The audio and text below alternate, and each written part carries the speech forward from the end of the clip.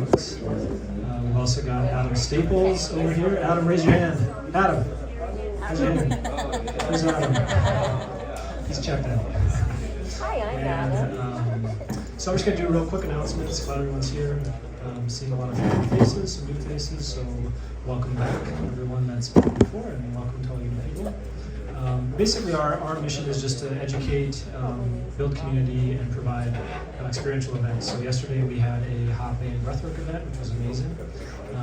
And next Sunday we're doing integration circles, so that's kind of a little bit more community building. And we do events like tonight, which are kind of educational / community building, as well as a bunch of other fun stuff. So I have the privilege of introducing our amazing speaker tonight. We've got Andrea. She's also one of our co-organizers. She is the owner of Kava Therapeutics. She does counseling, specializing in art therapy, some body work, a practitioner. She also does psychedelic therapy integration. And she's going to be talking tonight about ancestral healing and shamanism. So please help me welcome Andrea.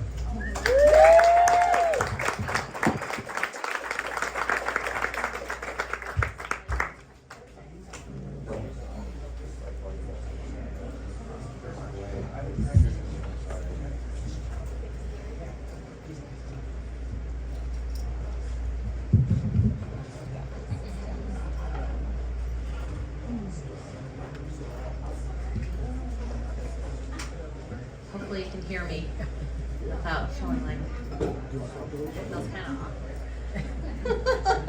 awkward. Hold it in your hand. Take it out. There we go. Just trying to break the ice here. I'm super nervous. Super nervous. Thank you all for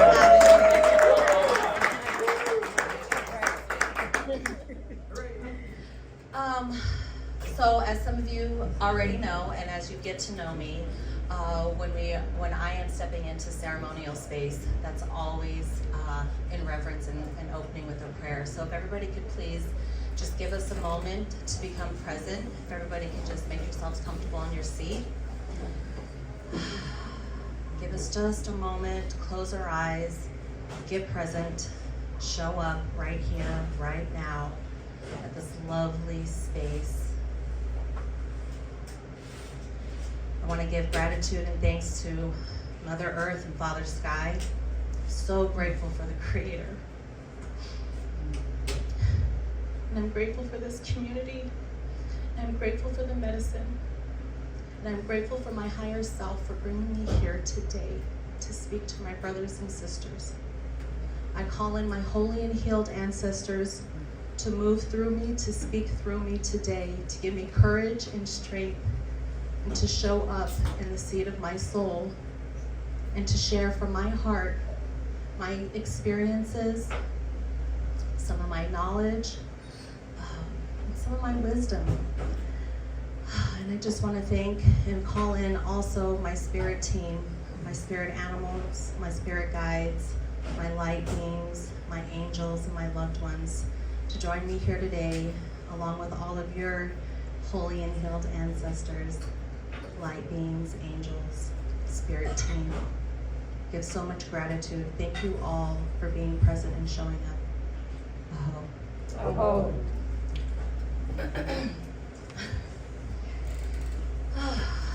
So preparing for this has been quite a journey.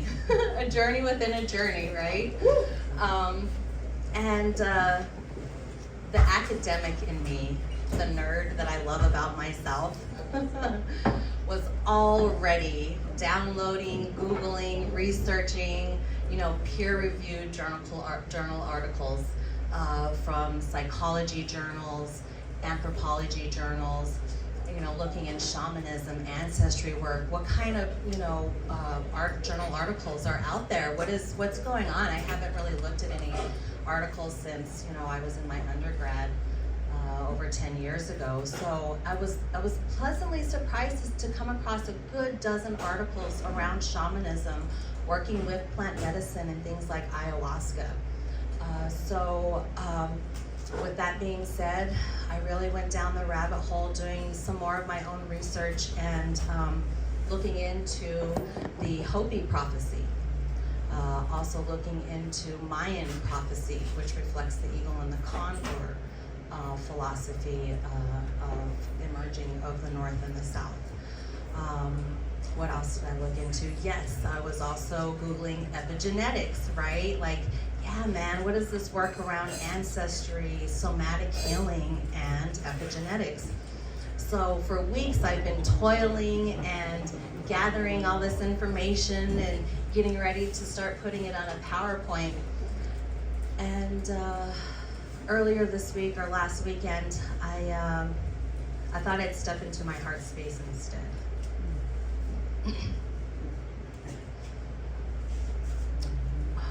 And share with you all more of, like, to me, where I struggle with in my own worldviews, being a native Navajo woman and an Anglo woman. What does that mean for me as a practitioner, as a medicine carrier? I have to tell you all,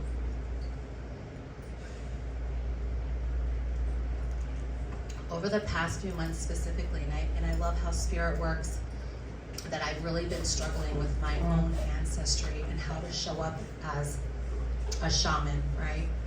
As a medicine woman. And I've really been in quite a mindfuck about it. Because growing up, I grew up in ceremony. On my mother's side, that's where I'm Totochini. I'm from the Bitterwater clan.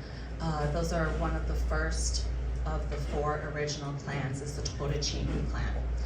And that is on the matrilineal side of my heritage, on my mom's side. And I was blessed and honored to grow up in the first 10 years of my life on the reservation. I was born up north in Tuba City. And with that privilege, I got to live on the reservation with no running water, no electricity, nothing but dirt roads. And I was honored and privileged to live with my grandmothers and my aunties who did not speak any English. And herd sheep, hang out with the horses, literally eat dirt. You know, like, this is my childhood, running around barefoot. And this is the part of where some of this ancestry healing comes in, and understanding our genetic code. I can tell you without a doubt, my body is genetically encoded with that land.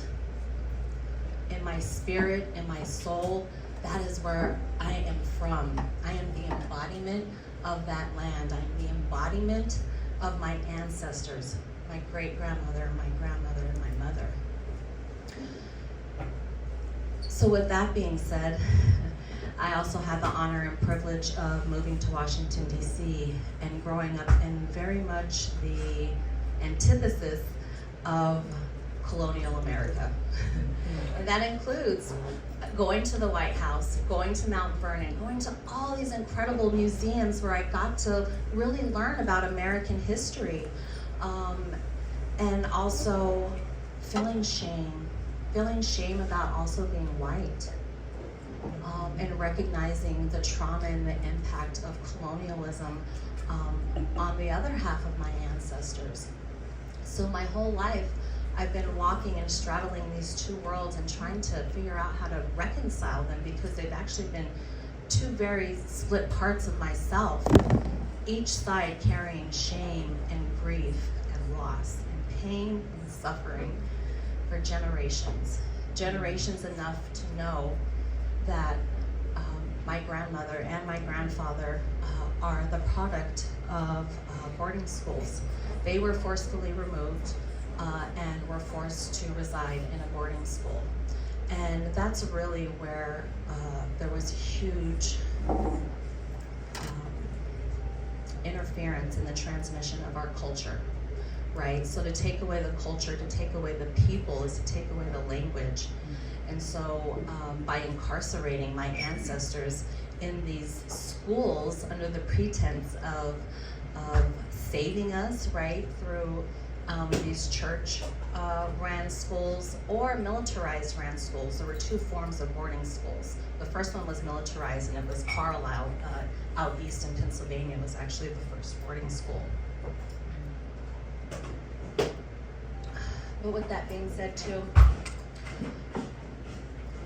it's been such a challenge that I have been denying myself what it means to be a medicine woman.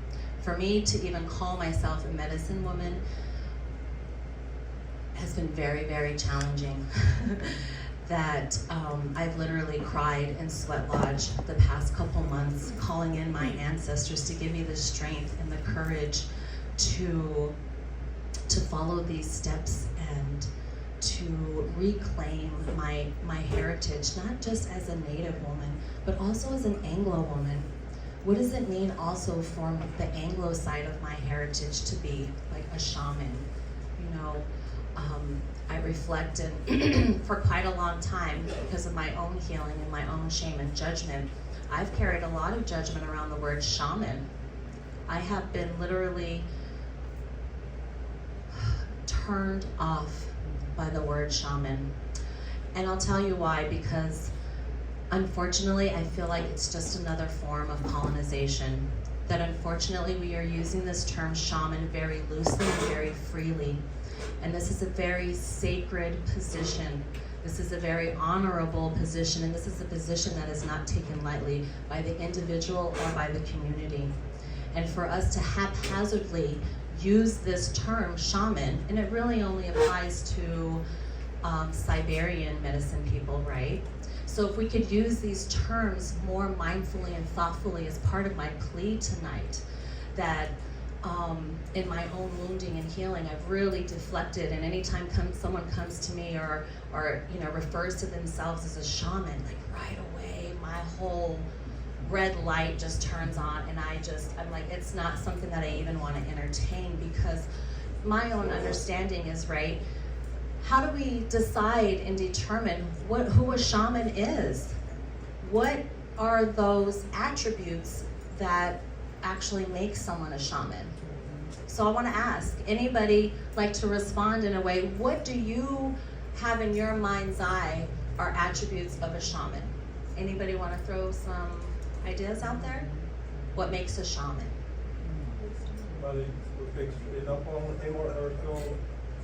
Help people in a spiritual way. Help people in a spiritual way. I've heard something about Someone potentially having a near-death experience. Yeah.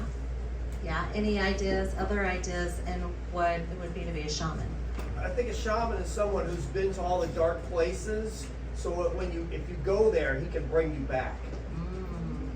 Yeah, that's a really great philosophy and idea.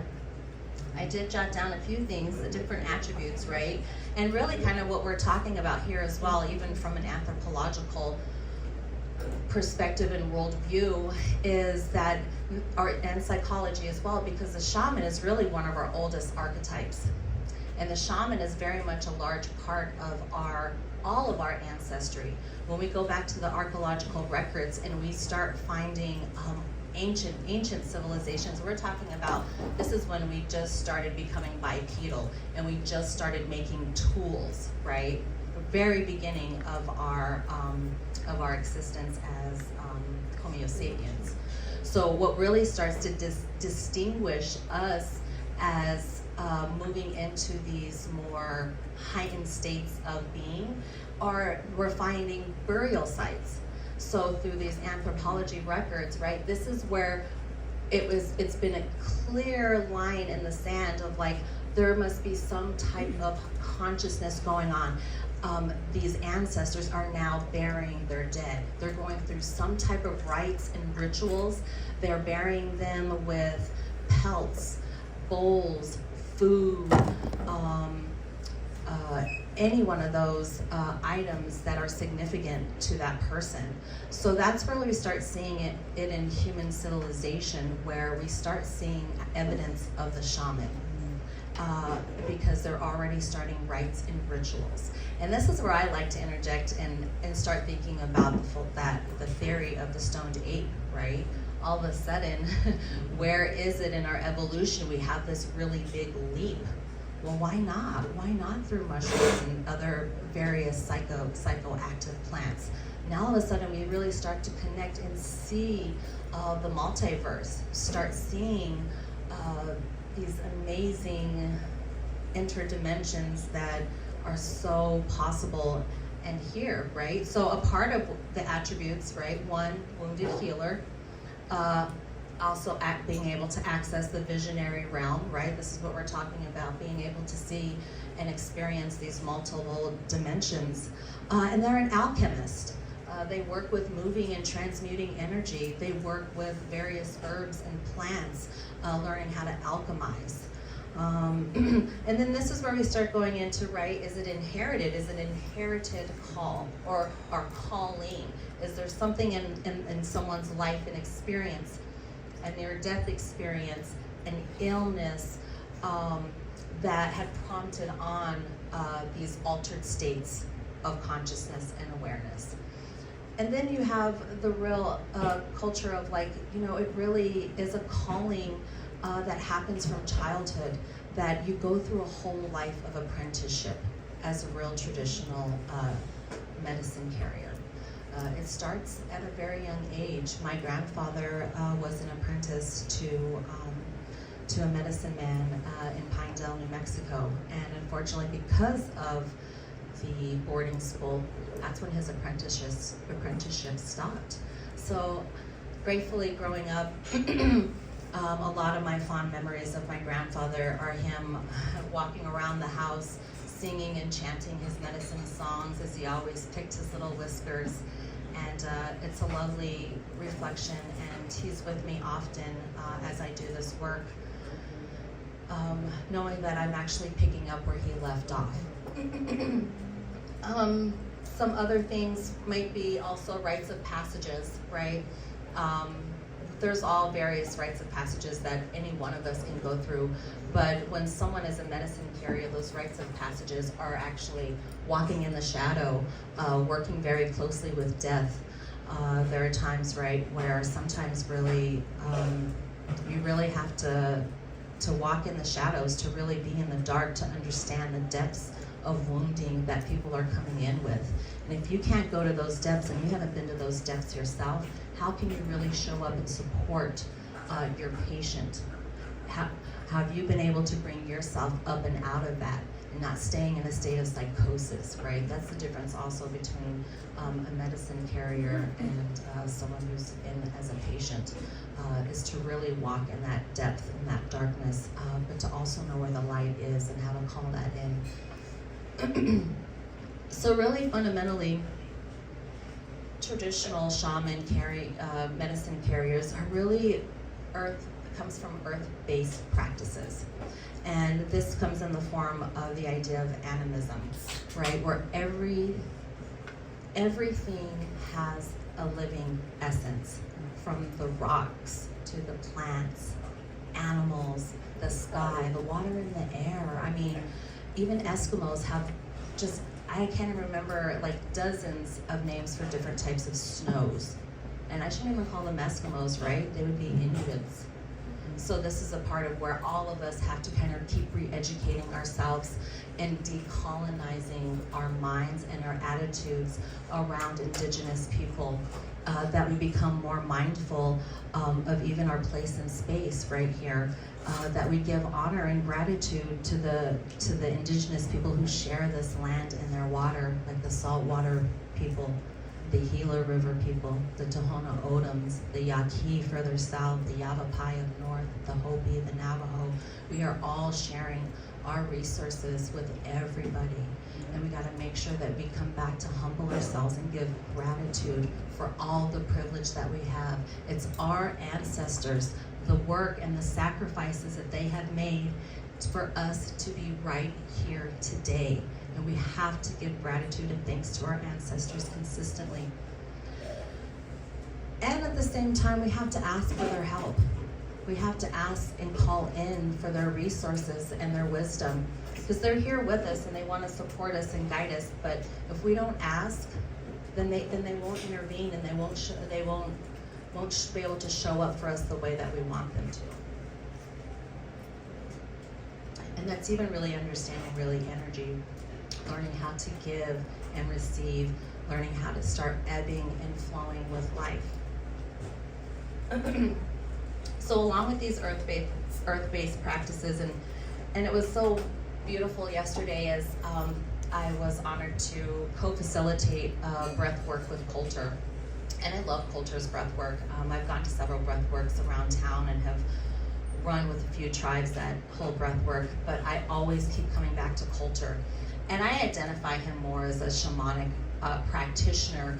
And as I was supporting him yesterday, I was like, what makes this shamanic, right? Like, I'm in my own head still working on my tongue, what makes this shamanic? And you know, what it is even in my ceremony growing up, I didn't grow up NAC, which is the Native American church. I grew up in more of the traditional style that predates the Native American church.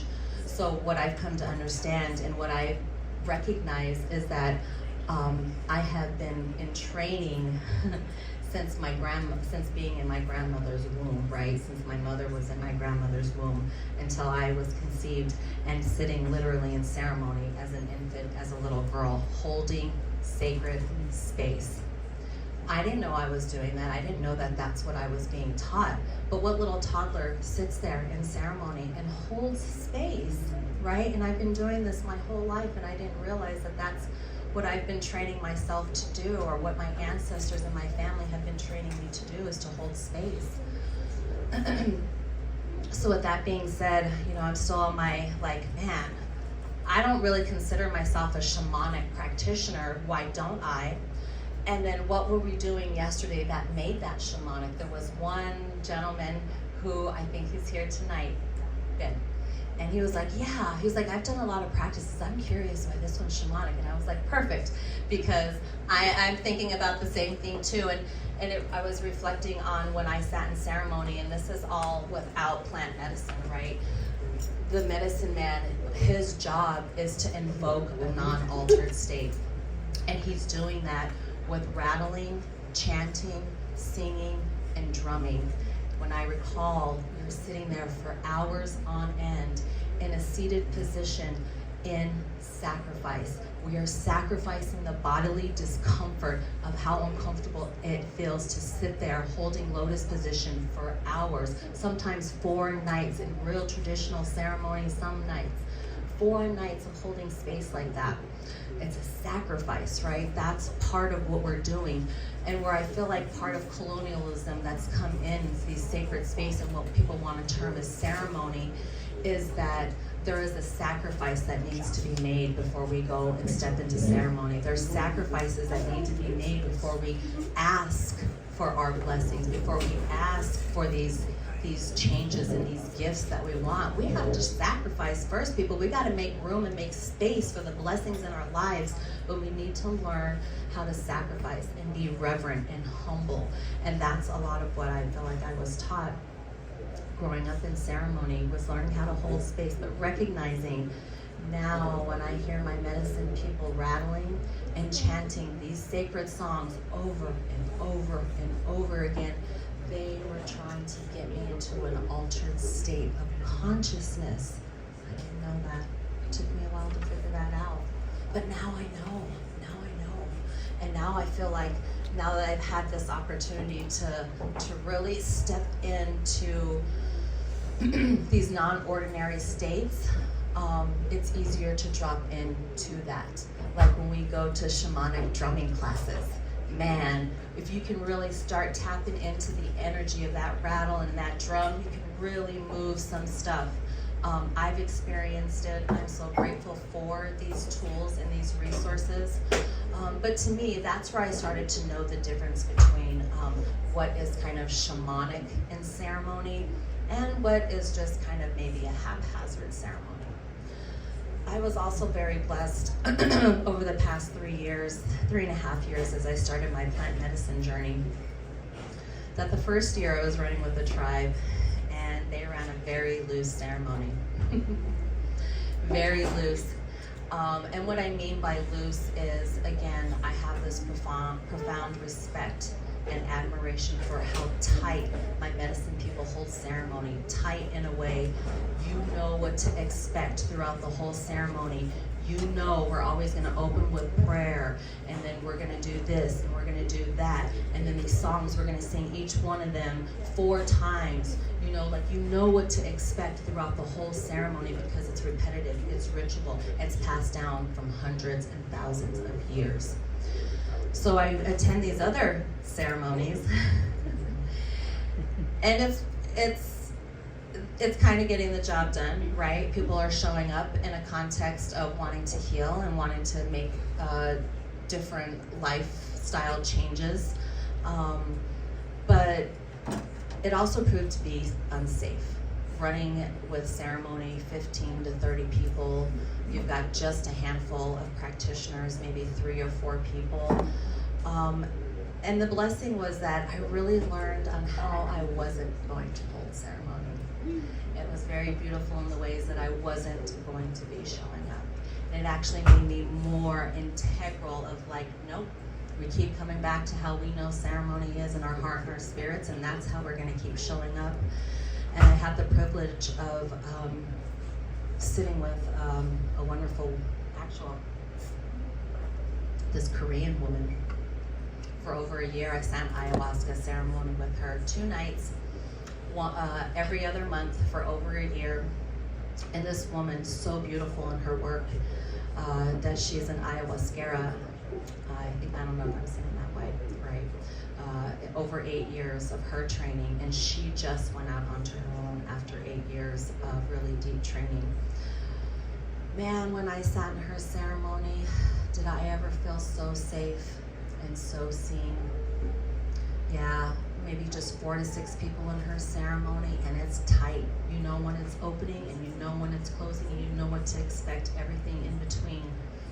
And it was a beautiful polarity because I was still running with this other tribe that was running more of a haphazard style of ceremony, and then sitting with her in her ceremony going like, this is how I'm running ceremony, this is how I'm holding ceremony, this is how I'm holding space, this is how I'm gonna show up for my community members. So it was beautiful to have that polarity, that duality, in recognizing how I was and wasn't gonna be showing up.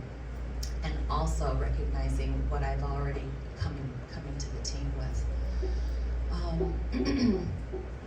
So with the wonderful journey of ayahuasca, I will share a little bit more about ancestry healing, my perspective and what ancestry healing has been for me. My first, well, technically my second night of ayahuasca. The first night, I don't really count. Unfortunately, I was sitting with a woman that my highest self did not feel safe with, and my ancestors blocked me actually that night, and I left crying. My first night of ayahuasca, I've waited years to work with this medicine. I dieted hard all the way through December. I didn't have nothing for Christmas, New Year's. I even went to Vegas and didn't have a drop of nothing in dieta. I was fucking proud of myself. I really was. And then to show up to ceremony and get shamed by the practitioner, not feel the medicine. It was blocked for me all night. I left that next morning. I had my son come pick me up early that morning. I was the first one to roll out. I was really, really upset. But it taught me, and what it did is it forced me out of the comfort zone of the tribe that I was running with, and led me to this beautiful Korean woman who is holding an immaculate, wonderful, impeccable space. And I don't say that about anyone. I do not say that about anyone, and this woman holds an impeccable space. Something I strive to and I admire. But the first night in this ayahuasca sit with her, this is my first experience of what it really meant, what it really means to do ancestry healing. My grandfather, my mother's father, him and my grandmother were really severe alcoholics. And a lot of this was due to, of course, colonialism and being taken away from their homeland, right, and placed in these boarding schools. And then after boarding school, he ended up joining the military, and he served in World War II. He ended up being a very decorated officer. He had two Purple Hearts, a Bronze Star. I'm not sure what else was the ones, I can't remember. But he came back, of course, very broken, through lots of experiences from his life. But he was the first to show up for me in my real healing work. And not in a good way. And this is why we call in our holy and healed ancestors, because not all of our ancestors are healed. And I think we know that because it's part of what shows up imbalanced in us, are those ancestors that are not holy and healed. And my grandfather was not holy and healed, and he showed up and he needed healing that night. Man, that was probably one of the most painful experiences that I have ever had on really an emotional and energetic level. What I didn't understand at the time is that by me healing, actually, the way it showed up is he came through in a way that I had to cry for him. I had the largest, deepest wail I have ever experienced, a soul cry. If any of you have ever heard anyone have a soul cry, the pit of my stomach did I wail, because I felt the pain of my grandfather when he lost his mother, who was brutally murdered when he was an infant. So he never got to know his mother. And I felt that pain of why he showed up in life the way he did, because of that. Because the way his mother was brutally murdered, and that he never got to meet his mother, he never got to know his mother. And unfortunately, it showed up in alcoholism. It showed up in other really unhealthy behaviors that became family secrets. And the medicine continued to show this to me. So it showed me what we needed to heal, and that's what I helped him to do. But it also showed me how it was running down the lineage of his poor behavior and choices, and how they were showing up as ill health in my mother and her sisters with mental illness, actually. And then in the next generation, it was showing up in the gut. So I would have digestive issues, more so at that time. My cousin, medicine showed me, she passed from stomach cancer in 2012, and she was just a couple years older than me. And that was why she had passed, was because of family shame, family secrets that energetically we were holding. We didn't know that. We didn't know we were holding these family secrets and carrying all this family shame around. But it was the medicine that showed me that, and I had a hell of a night moving through the shame. The shame was just, honestly, it was disgusting. The layers of shame. And I often wondered for a while after that, like, man, why did my grandpa come in that way? Or what was it that I needed to heal that was so important for him? And what I came to understand is I needed my grandfather holy and healed to help me in my work. Yeah. I need my ancestors holy and healed, because they're the ones who actually really show up for me in ceremony.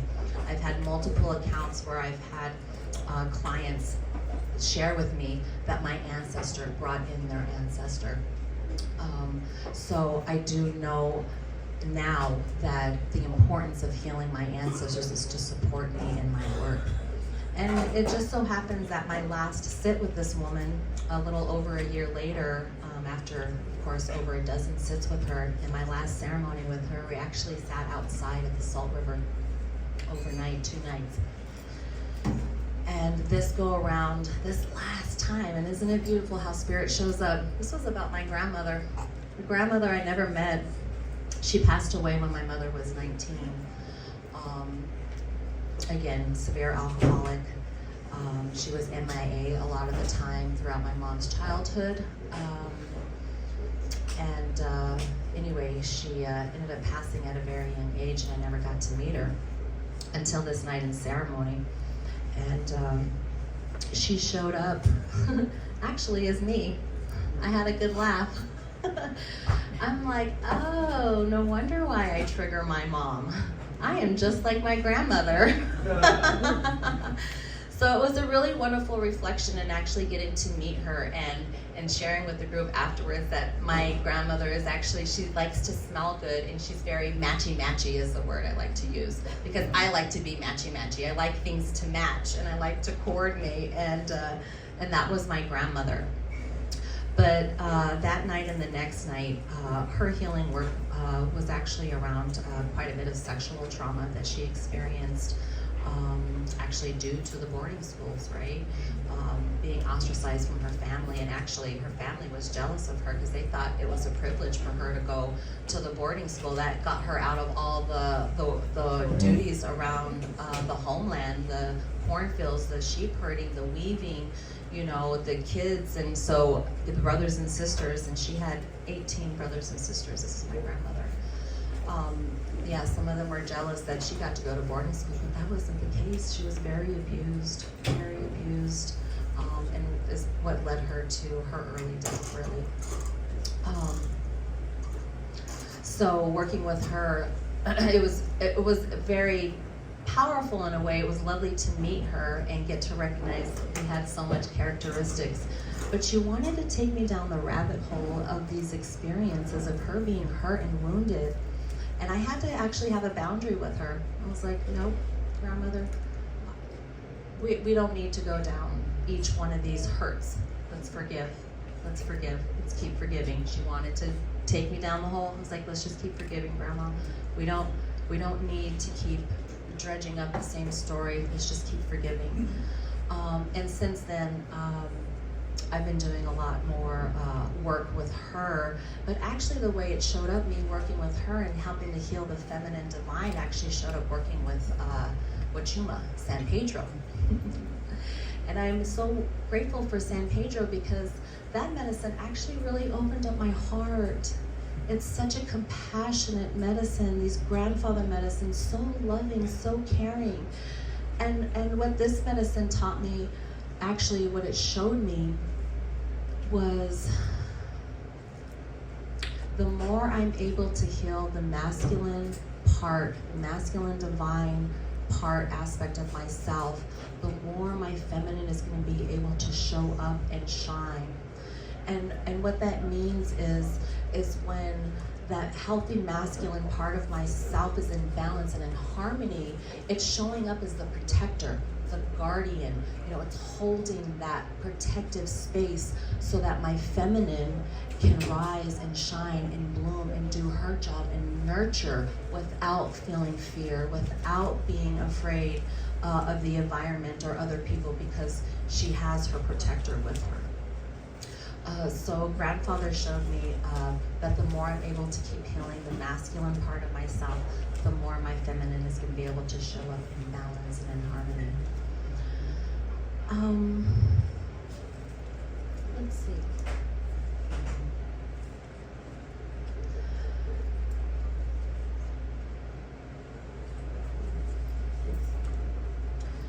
Now, understanding a little bit more about like ancestry work. I think a lot of people get confused too and like, well, I don't know my ancestry. And I think that's part of the sad part of the melting pot of America, right? That was part of the intention, was to make this a melting pot. Everybody's equal, or you know what I mean? Like, but really what it is it's really just disconnecting everybody from your own ancestry, from your own resources, from your own healing modalities and tools and resources that are already innate and part of your DNA signatures, right? So working with ancestors is going to look different for everybody. I come from a very privileged place that I know who my ancestors are, because we're matrilineal and matrilocal. I can go back just 5-6 generations on my mother's side, and because I happen to be LDS on my paternal side, well, we've got genealogy, and I can take that all the way back to Spain, like 500-600 years ago. So I'm blessed and privileged in that way, but a lot of other people aren't. And so I get the question too, right? How do I do ancestry work if I don't know who my ancestors are? And that's a good question. Sometimes I don't know that we really need to know who our ancestors are to do the work. They will show up in medicine in various ways. And now too, we can also connect by even submitting our saliva or a little bit of our blood work and get an idea of kind of like a general area of where our ancestors come and reside from. Because then at that point, we're also talking about genetics. And this is where I kind of talk a little bit about epigenetics. I'm not a scientist by any means. That's why I majored in humanities. But my fundamental understanding is it's really the emotional state. The environment can trigger and activate these emotional states. And these emotional states can get locked in our body. And that there, once it gets locked in our body, it turns into these states of fight, flight, and freeze, right? It starts turning into the sympathetic being activated in a chronic way. So a lot of us don't even know that we're actually in a state of arousal all the time. And a lot of that is just due to our culture. It's this go, go, go, grind, grind, grind, hustle, hustle, hustle. We have to meet these some type of criteria for what success actually looks like. And I've had to battle that my own way of what success looks like. You know, the fancy car, the big house. I don't know, you know, is that really what success is? For me, success, now that I have an understanding of what success is actually learning how to rest my nervous system and to feel full of vitality and energy. I am more successful when I am well taken care of. So that's where I find the difference in understanding that a lot of us are really kind of stuck in that sympathetic nervous system state. And that's where my work, I offer a lot of nervous system based work where I really am striving to engage the parasympathetic nervous system. And I do that, one, by being grounded and centered. So I'm mirroring that grounding. I'm already grounded and centered, and that's great. And that's thankful to my own healing work so that I know how to self-regulate. So by me being able to self-regulate, I can help those around me to self-regulate. And that's also what it looks like in ceremony. That's also my job and responsibility, is to help those who are being challenged in the moment to regulate. So that's also what it means to ground and hold and tether the space. So getting back to kind of like the genetics and where, you know, I think it's helpful all of us kind of get to know where some of our ancestry comes from, because some of this can even show up in diet, right, in our nutrition, and understanding like sometimes we process and assimilate food that actually is more in alignment with what our ancestors were eating. So I can tell you, like my native relatives, right, like honestly, flour is not a part of our ancestry, and that's where a lot of the sugar is coming in. Of course, the alcohol and things like that are coming in as well, but those are all sugars that our DNA and our stomach microbiome is not used to processing. We're corn-based people. So we have our three sisters, beans, corn, and squash. Those are our three main food staples that for us indigenous people of this region, if we stick to those three foods, we're gonna have a better microbiome in our gut, and it's not gonna be working against us. And when our gut is out of balance, actually our mental emotional state is out of balance. And that's what I love about like functional health. It's really getting to understand our gut health is really our mental health as well. And the Egyptians actually believed that the brain was located in the gut, and there are more neurons in our gut than in our nervous system. So the more we can pay attention to what we're eating and putting in our tummies, the more vital energy and life force we're going to be able to build. And that includes like non-GMO foods, organic, buying local foods, local honey, you know, and things like that. So my understanding again about epigenetics is really the shift and the change happens at a genetic level, actually from a somatic experience. And this is what I've recognized in my own healing work, or when I'm supporting people in their healing journey, that we can intellectualize the healing all we want. We can read all these self-help books and journal and and do all these wonderful things, but what I come to see as a pattern is that we tend to hit a ceiling, an intellectual ceiling, that really the healing happens at a somatic awareness. It happens in the body. It isn't until we have a felt emotion, a felt sense, that this insight and awareness connects our thoughts to an experience, an event that happened that created that heightened event or experience that got locked into our nervous system. And so the medicine is beautiful at helping us unlock that by going back into that somatic experience and getting a different perspective in that moment as well, of safety, of trust, of, oh, this is maybe what another perspective or situation may have been happening at the moment. Finding compassion and forgiveness in the moment for that experience, whatever it may be, to shift that felt sense. But it's in the soma, it's in the body that shift has to happen for the real transmutation to occur.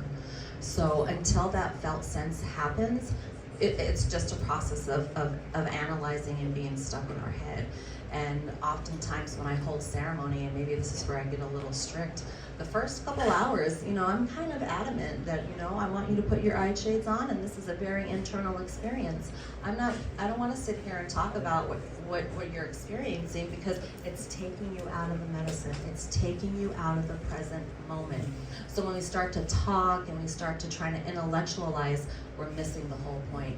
The whole point is to get into the body and to feel the experience, feel the shifts that are happening, feel the uncomfortableness, because it's what we've been avoiding and running from.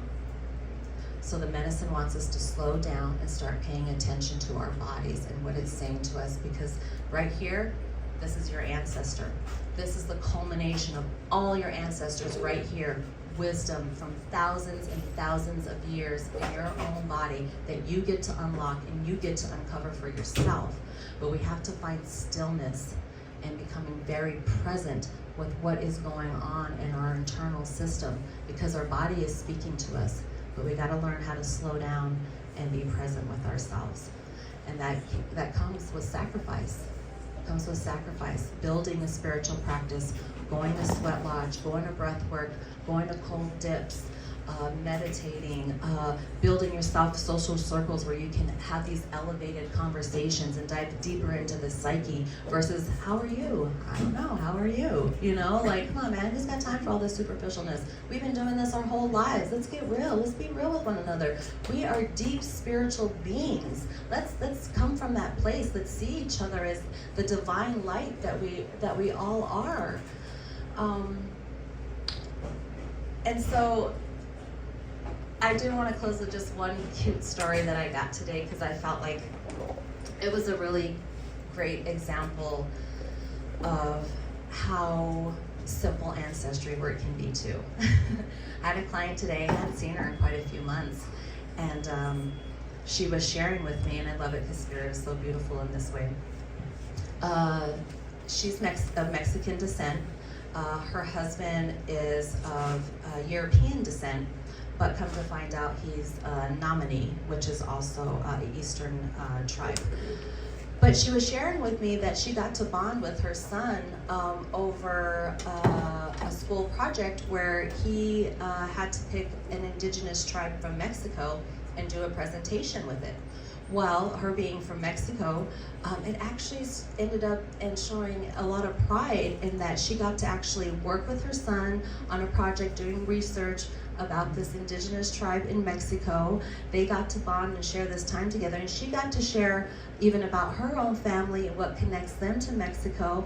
And they're planning a little trip to Mexico City as a family coming up, and it's so sweet that's how simple it can be. It doesn't have to be, going in and doing our DNA, but just, who are our parents, or, what are their homelands like? What is the culture like? What is the architecture? What's the art? And being curious in that way. But the other half of the story was in the second semester, he had another project, but it was on North American natives. Well, with his dad being nominee, they picked that tribe to do their research on. So him and his dad got to spend that semester together researching the nominee tribe And Dad got to learn more about his tribe and sharing that with his son and instilling more pride and understanding where they're coming from. So I just wanted to share that ancestry work can be really simple and loving, and it really can bring family close together and healing so many ways. Just her sharing that experience, I could tell it healed them in a way that they got to identify with one another more deeply and honor their ancestors, and now taking a trip to go all the way down to Mexico City and really celebrate. Such a beautiful story. So that's what I have today. Thank you all for listening and paying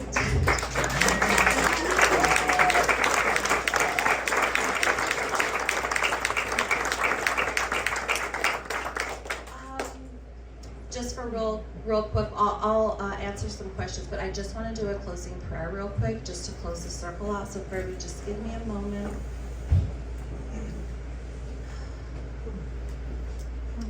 Again, I just want to thank Mother Earth, Father Sky, and the Great Creator for bringing us all here together. I'm so grateful for the level of presence that everyone has shown tonight, and the enthusiasm and the love that I feel from everybody. So humbling, so grateful. Thank you to all my ancestors, light beings, my spirit guide, my spirit animals. Thank you so much for guiding me and supporting me and moving through me tonight as I share my life and some of my experiences. Thank you all so much. I say this so humbly and gratefully. Aho. No questions? I have a question. So this is something that I've actually struggled with, like a lot, like ancestral healing, ancestral trauma. I'm originally from Georgia, and I'm aware of like some painful stuff that like my parents have done, my grandparents have done.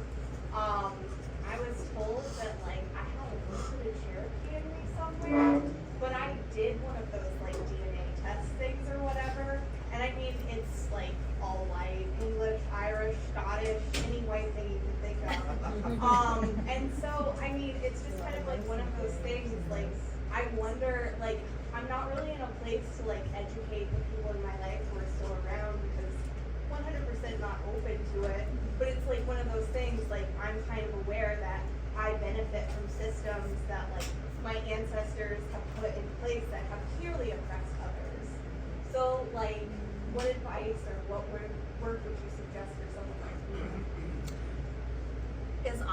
Is speaking on that, speaking on the privilege of the road that your ancestors have paved for you, and to make sure that we're speaking up for injustices when we see them. That's where the real work is. Anytime we see an injustice, speak up. Then you are correcting and rectifying the work of your ancestors in that way. So that would probably be my biggest thing. And I do want to speak a little bit on pan-native traditions and stuff too. I was rubbed a little bit wrong by one lady who was trying to school me on the medicine wheel.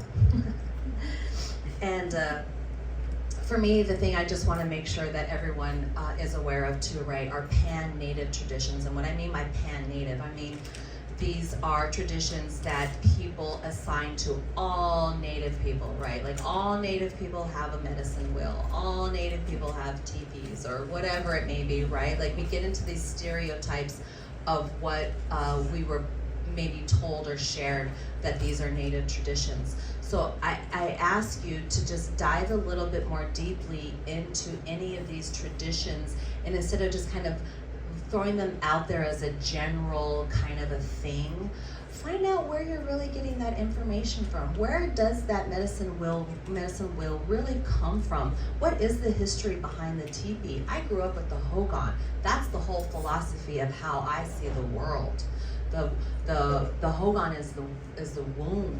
You know, it's the Mother Earth. It's literally the dirt earth on the bottom, and then the dome reflects the heavens, the sky, and right in the center is that hole that connects the divine, the universe, from above and below.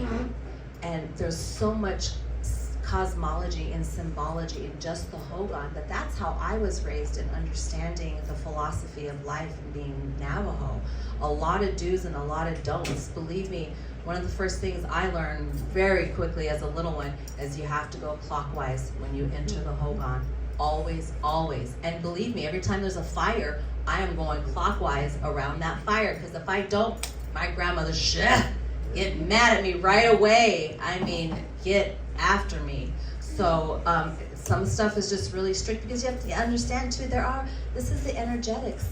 To open up the field is to go in a clockwise direction. And if we start going in the other way, then we're closing down the energetic field. So see, but people already knew clockwise. Keep that energetic field open and moving. So I just ask people to please just start being more mindful of these Native American ideas and philosophies. Dig a little bit deeper. Where does that philosophy actually really come from?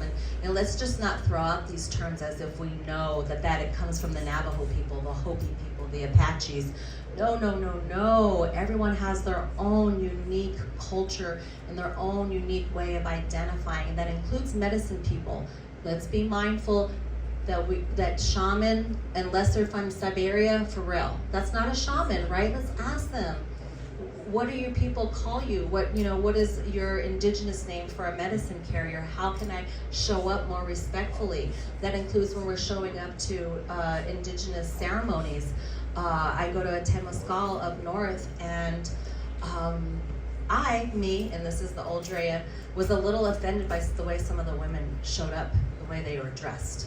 Very short skirt, and I was like, you come to my res, oh no, my aunties will get after you. You will not be able to come and sit in ceremony. Yeah. And so why not be mindful? Ask your practitioner, what's appropriate? Do I need to come make an offering? Yes, you need to show up with an offering to these ceremonies, some tobacco, something, an offering. We need to show up and sacrifice. Let's remember this when we attend these indigenous ceremonies, or anybody who's holding these practices. Let's be mindful. Let's ask questions. Let's be inquisitive, and let's find out and start meeting these more marginalized community members where they're at. Not where we're at, not where Euro-America is at, but where these marginalized community members are at. Yeah, let's start meeting each other there. Anybody else? When you have the purge during the ayahuasca experience, and you're throwing up these chunks of things, and you haven't fasted for a long time, how do you relate that to healing your ancestors? Do you relate that to healing your ancestors by cleaning out your own DNA, or? Well, let me make it clear, there isn't always throwing up in ayahuasca. And that first night, actually, I did not purge in ayahuasca until this past January, and that was probably my 15th or 16th sit, and I have not thrown up in ayahuasca. So that's a really big misunderstanding with grandmother. You don't always, purge shows up in so many different ways. For me, I felt her literally ripping up my energy field. That's how I was purging. It wasn't through the bucket. But genetically, yes, as I am emotionally uncoding these experiences, that's it. Is if we start to understand the quantum field and quantum mechanics, these are all codes in the field.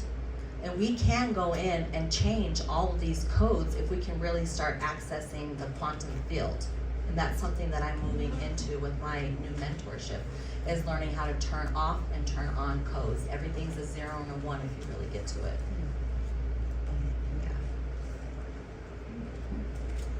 So one thing I think could be interesting to share with people is around the concept of ancestry work. And sometimes it might feel a little hard to grab, like clouds, it's really far away, or I don't know my ancestors or whatever. So like, it can be easy to think like, well, what's in it for me, right? What's in it for the individual person?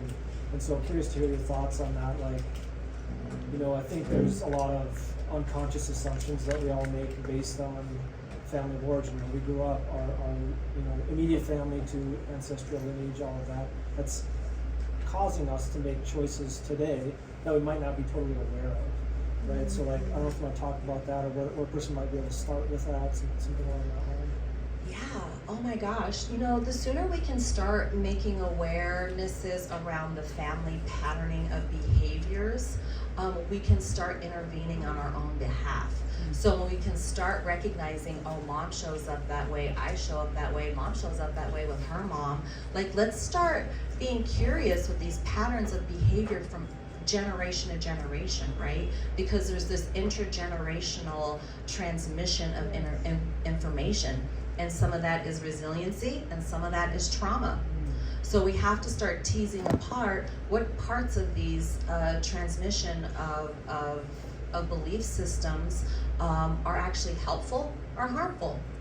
And that's where we start kind of identifying when we're showing up out of balance, you know, mentally, emotionally, things are out of balance. And it's usually the people that are in our closest proximity to us that start reflecting to us, mirroring to us that we're out of balance. They'll start pushing us away, we start pushing them away, there's conflict in relationships. Those are usually really good identifiers that something is out of balance. Physically, illnesses, and here we are talking about rampant autoimmune disorders. To me, that's all about the nervous system. The nervous system constantly dropping all those cortisol levels, and then we're burning out the adrenals. And then here we are completely fatigued, exhausted, tired, the body is run down, and now we're getting sick. Yeah, so yeah, intergenerational work. Finding out the resilience patterns of your family. What are the things that have gotten you here to where you are today thanks to your family? And then recognizing and looking, now what are those imbalanced patterns showing up in my family from generation to generation that I now can start having more awareness of? Because for me in my own work, this work isn't just for me, it's for not just my son, it's for my grandchildren, it's for my great-grandchildren. This is the work that I am doing. That's the work I'm doing. That's the real ancestral work, it's for the children. I thought it was interesting when you mentioned how you said your body is your ancestor, and then you also touched on at one point we were talking about this being ceremony and people trying to intellectualize it or vocalize it. You're like, no, you encourage them to go back into their body. I think it's a really interesting topic in general, and a couple weeks ago, I think you might have even been the one who brought up about spiritual bypassing at one point. And actually, when I was on my way over here, I was listening to one of my favorite YouTube, I don't know, it's not podcast necessarily, but something that is in the spiritual realm that I really appreciate. I think it's a really level-headed talk. It was talking about the duality, materialism versus the spiritual world, and how easy it is to get sucked into one or the other. And it's very hard to kind of walk that balance. So I don't know if you can maybe touch on that a little bit, just how, or maybe advice on how to walk that line and work, appreciate the importance of the physical world. And I am a human being, but obviously there's that spiritual aspect that we're all trying to better in some way. So I hope that makes sense. It is. It's honestly been part of my integration work from Aya, over 2 years ago, is grandmother showed me what I look like in Hajon, in balance and in harmony. She showed me what I look like. And since that image that she gave me, I have been making little bits of choices and changes in my life to start actualizing that vision I had of myself. And it's been in titration, it's been in small parts, and it's been about me tightening up my way of living, being more intentional with my way of living, right? There's the philosophy that if even you hear around town, every day is ceremony, but every moment is ceremony. This is talking about living a very intentional life, being mindful of your thoughts, being mindful of your words, being mindful of your actions, and understanding the energetics behind all of that, and knowing, am I saying this and doing this to be manipulative, to get something out of this? Is this ego driven? Am I looking for something out of this other than out of the true nature of just giving and not needing anything in return? So constantly checking ego is really where it's at. And I'm very observant of people's psychological language. The way they speak about themselves and the way they speak about others, it's very clear to me where they are with their ego. And so that's where I built up a discernment for myself in listening to how people are showing up. I very much read energy in a way, I can see when there's physical imbalances and what could potentially be going on energetically. Because if we understand quantum mechanics, right, everything is in the energetic field. We are energy, so anything that's manifesting physically has already been in the energetic field, and it's finally showing up physically. So we really have to tend to that energetic field because there's a dent or there's something going on in that. Yeah, I don't know if that's helpful. Yeah, absolutely. And I'm sure it's a topic that could go in. It is because even as practitioners, and this is where I am constantly walking a line of humility and checking myself and being humble and doing my own work. Making sure that when we're working with other practitioners, and that goes for counselors, that goes for body workers, are they doing their own work? Are they showing up all muddy and their energy field is full of stuff? Because then they're transmitting that onto you. They're not able to help you transmit anything if their field is not healthy and malleable and clear. Because that's part of my job when I show up as a practitioner, is that I have to have a clearer field to help you transmute the stuff that you're going through. I'm already feeling people's stuff days before ceremony. I had to purge for a gentleman the morning before his ceremony. I just felt the pressure of his ancestors and stuff just weighing on me. And my roommate was there. I was like, girl, I got to cry. I got on the floor and I wailed. I cried for this man. And the next thing I did, I cried for me. I had another cry because I was like, damn, girl, is this really the work? I gotta help heal other people and I gotta heal myself too?